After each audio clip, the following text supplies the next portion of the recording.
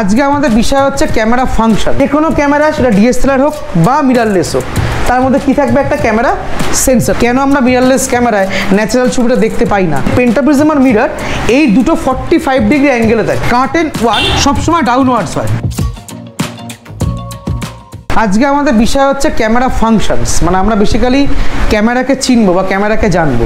সাধারণত আজকে বাজারে বা মার্কেটে দু ধরনের ক্যামেরা মেনলি আমরা দেখি, একটা হচ্ছে ডিএসএলআর ক্যামেরা, একটা হচ্ছে মিররলেস ক্যামেরা। তো আজকে আমাদের বোর্ডে যে ডায়াগ্রামটা আঁকা আছে এটা একটা ডিএসএলআর ক্যামেরার ডায়াগ্রাম। তো ডিএসএলআর ক্যামেরার ডায়াগ্রামটা আমি এঁকেছি, এখান থেকে মিররটাকে আমি সরিয়ে দেবো, মিররটাকে সরিয়ে আমি মিররলেস ক্যামেরা বোঝাবো আর কি, এটা হচ্ছে আমার উদ্দেশ্য। এবং ক্যামেরার লেন্সের বিভিন্ন পার্ট বা বডির বিভিন্ন পার্ট সেগুলো আমার স্টুডেন্টরা জানবে আজকে, ঠিক আছে? একটা ক্যামেরার মধ্যে লেন্সের মধ্যে মেনলি কী থাকে? যে লেন্স এলিমেন্ট থাকে, অ্যাপারচার থাকে। একটা ক্যামেরা বডির মধ্যে কী থাকে? ডিএসএলআর ক্যামেরা বডির মধ্যে সেন্সার থাকে, শাটার থাকে। শাটার দুখানা থাকে, এই জায়গাটা অনেকে ভুল করে। কার্টেন ওয়ান, কার্টেন টু, এই বিষয়গুলো আজকে আমরা আলোচনা করব, ঠিক আছে? তারপরে পেন্টাপ্রিজম এবং মিররের যে ফাংশনস, কীভাবে ভিউ ফাইন্ডার দিয়ে আমরা ন্যাচারাল ছবিটা দেখতে পাই ডিএসএলআর ক্যামেরাতে। কেন আমরা মিররলেস ক্যামেরায় ন্যাচারাল ছবিটা দেখতে পাই না? কারণ সেখানে কেন আমরা ওটাকে বলি ইলেকট্রনিক ভিউ ফাইন্ডার। তো এই বিষয়গুলো আজকে আমরা পুরোটাই আলোচনা করব। ডায়াগ্রামটা হচ্ছে ডিএসএলআর ক্যামেরার ডায়াগ্রাম, ক্লিয়ার? তো ডিএসএলআর ক্যামেরা এবং মিররলেস ক্যামেরার মধ্যে প্রধান যে পার্থক্য সেটা হচ্ছে ডিএসএলআর ক্যামেরাতে মিরর এবং পেন্টাপ্রিজম থাকে, মিররলেস ক্যামেরায় মিরর এবং পেন্টাপ্রিজম থাকে না। মিরর এবং পেন্টাপ্রিজম থাকার জন্য আমরা ডিএসএলআর ক্যামেরায় ভিউ ফাইন্ডার দিয়ে ন্যাচারাল আমরা বাইরে যেরকম দেখছি সেরকম দেখতে পাই। মিররলেস ক্যামেরায় আমরা কি দেখতে পাই? ভিউ ফাইন্ডার দিয়ে একটা স্ক্রিনের মধ্যে কোনো কিছু দেখা যাচ্ছে, মানে আমরা ক্যামেরার ডিসপ্লেতে যেটা দেখি সেটাই চোখ দিয়ে ছোট আকারে দেখতে পাই যে কোনো মিররলেস ক্যামেরায়, ঠিক আছে? কেন সেটা হয়? তার কারণটা হচ্ছে পেন্টাপ্রিজম বা মিরর না থাকার জন্য হয়। ওরা ওই বড়ো ডিসপ্লেটাকেই ভিউ ফাইন্ডারে ছোটো একটা ডিসপ্লে দিয়ে দিয়েছে যাতে আমরা দেখতে পাই, যেটাকে আমরা কি বলি? ইলেকট্রনিক ভিউ ফাইন্ডার মিররলেস ক্যামেরার ক্ষেত্রে। বাট ডিএসএলআর ক্যামেরার ক্ষেত্রে এটা আমরা কি ন্যাচারাল দেখতে পাই। আমরা সাধারণ চোখ দিয়ে যেরকম দেখছি ডিএসএলআর ক্যামেরা ভিউ ফাইন্ডার দিয়ে সেরকমই দেখতে পাই। কেন দেখতে পাই? তার কারণটা হচ্ছে এই মিরর এবং পেন্টাপ্রিজম, এটা কাইন্ড অফ পেরিস্কোপ মডেল। কি হয়? ক্যামেরার ভিতর থেকে তো লেন্সের মধ্যে লাইট ঢুকছে। এই যে পেন্টাপ্রিজম এবং মিরর, এই যে পেন্টাপ্রিজম আর মিরর এই দুটো 45 ডিগ্রি অ্যাঙ্গেলে থাকে, সেই কারণে লাইটটা 90 ডিগ্রিতে উপরে যায়। এটা হচ্ছে লাইটের প্রতিফলনের সূত্র।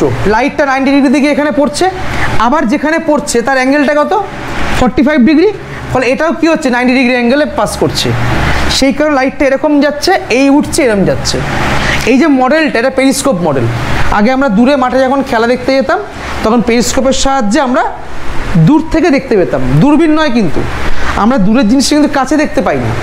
মাঠে কি হয়? সামনে অনেক দর্শক থাকে, সেটা দিয়ে অবস্ট্রাকশন হয়, বা উপর আমরা নিচে ধরা বসে আছি, সামনে দেখতে পাচ্ছি না কি আছে, তখন কি করো? পেরিস্কোপ দিয়ে আমরা দেখি, চোখের মতো উপর দিয়ে দেখা যায়। এই কনসেপ্টে কাজে লাগানো হয় কোথায়? আমাদের ব্যাটলফিল্ডে, সাবমেরিন। সাবমেরিনে যে আমরা উপর দিয়ে দেখতে পাই কাইন্ড অফ পেরিস্কোপ, ঠিক আছে? ঠিক আমাদের যে ভিউ ফাইন্ডার এটাও পেরিস্কোপ মডেল, ক্লিয়ার? তাহলে এই দর্পণে কি হয়? লাইটটা পড়ে উপর দিকে পেরিস্কোপে কি হয়? লাইটটা আবার মানে ইনসিডেন্ট হয়, মানে আপতিত হয়, সেখান থেকে রিফ্লেক্টেড লাইট কি আমরা ভিউ ফাইন্ডার দিয়ে দেখতে পারি। যেহেতু টোটাল ন্যাচারাল লাইটটাই পাস করছে ভিউ ফাইন্ডার দিয়ে, সেই কারণে আমরা ন্যাচারাল জিনিসটাই দেখতে পাই। এটাকে বলা হয় ন্যাচারাল ভিউ ফাইন্ডার, ক্লিয়ার? এটা ডিএসএলআর একটা প্রধান জিনিস, ক্লিয়ার? যে কোনো ক্যামেরা, সেটা ডিএসএলআর হোক বা মিররলেস হোক, তার মধ্যে কি থাকবে? একটা ক্যামেরা সেন্সার থাকবে। যে সেন্সারে লাইটটা আসবে এবং একটা ইনভার্টেড ইমেজ, সাবজেক্টে কি হয়? একটা উল্টো ইমেজ তৈরি হয়। যখন কোনো ঘুলঘুলি দিয়ে যখন কোনো ছায়া এসে পড়ে, দেখবে উল্টো ছায়া পড়ে। এই কনসেপ্ট থেকে মানুষ ক্যামেরা মানে ধারণা বা ছবি তোলার ধারণা মানুষের মধ্যে আসে। সবসময় যখন দূর থেকে কোনো লাইট ছোট একটা ছিদ্র দিয়ে যখন পাস করছে, যেখানে পড়বে, যে প্রজেক্টরে পড়বে, তার উল্টো ইমেজ হয়। এই যে আমরা প্রজেক্টরে খেলা দেখি, আমরা কি দেখি? সোজা খেলা দেখি। তো এটা প্রজেক্টরের ভিতরে একটা সফটওয়্যার থাকে যেটা উল্টো জিনিসটাকে সোজা করে দেখায়। আর কি থাকে? শাটার। শাটার হচ্ছে ক্যামেরার সেন্সারের সামনে একটা দরজা, যে দরজাটা খুললে পরে কী হবে? লাইট পাস করবে। যে দরজাটা বন্ধ করলে কী হবে? লাইট পাস করবে না। কোনো একটা জানলা আমি যদি জোরে বন্ধ করি, তাহলে লাইট কি বেশি ঢুকবে না কম ঢুকবে? কম ঢুকবে। যদি আমি দরজা আস্তে আস্তে বন্ধ করি, লাইট কি বেশি ঢুকবে? তার মানে শাটারের স্পিড যদি বেশি হয় শাটারের স্পিড ঝপ করে পড়ে গেল, স্পিড বেশি, লাইট বেশি ঢুকবে না কম ঢুকবে? তাহলে শাটার স্পিড বাড়ালে লাইট কম ঢুকবে না বেশি ঢুকবে? লাইট কম ঢুকবে। এবার আমি শাটারটা আস্তে আস্তে আস্তে আস্তে বন্ধ করছি, লাইট তাহলে কী হবে? বেশি ঢুকবে। তাহলে শাটার স্পিড কমালে কী হবে? লাইট বাড়বে। তাহলে যখন আমরা এক্সপোজার কন্ট্রোল করব তখন কি করব? শাটার স্পিডটাকে বাড়িয়ে দিলাম, মানে কি লাইটটা কমে গেল। এবার আমার মনে হলো লাইটটা বাড়ানোর দরকার, শাটার স্পিড কমিয়ে দেবো, তাহলে কী হবে? লাইটটা বেড়ে যাবে। লাইটটা কমে যাবে, লাইটটা বেড়ে যাবে। তাহলে এটা হচ্ছে শাটার স্পিডের গল্প। ক্যামেরায় শাটার থেকে দুখানা, লোকের ভুল ধারণা।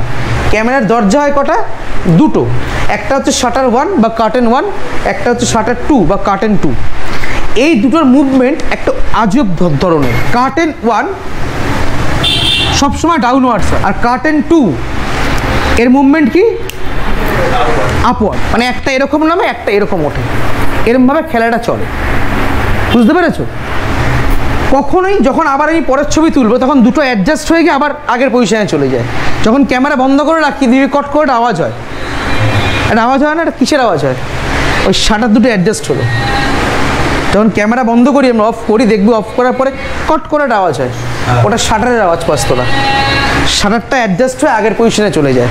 সবসময় ক্যামেরায় জানবি দুখানা শাটার থাকে, শাটার 1, শাটার 2 বা কার্টেন 1 বা কার্টেন 2। ক্লিয়ার? এরা পাশাপাশি কিন্তু খোলে না, উপর নিচে খোলে। এই কার্টেন 1 যদি নিচের দিকে নামে, এটা কখন উপর দিকে যাবে না, ছবি তোলার সময় নিচের দিকেই নামে। কার্টেন 2 কখনই এরম নামবে না, সবসময় উপর দিকে উঠবে।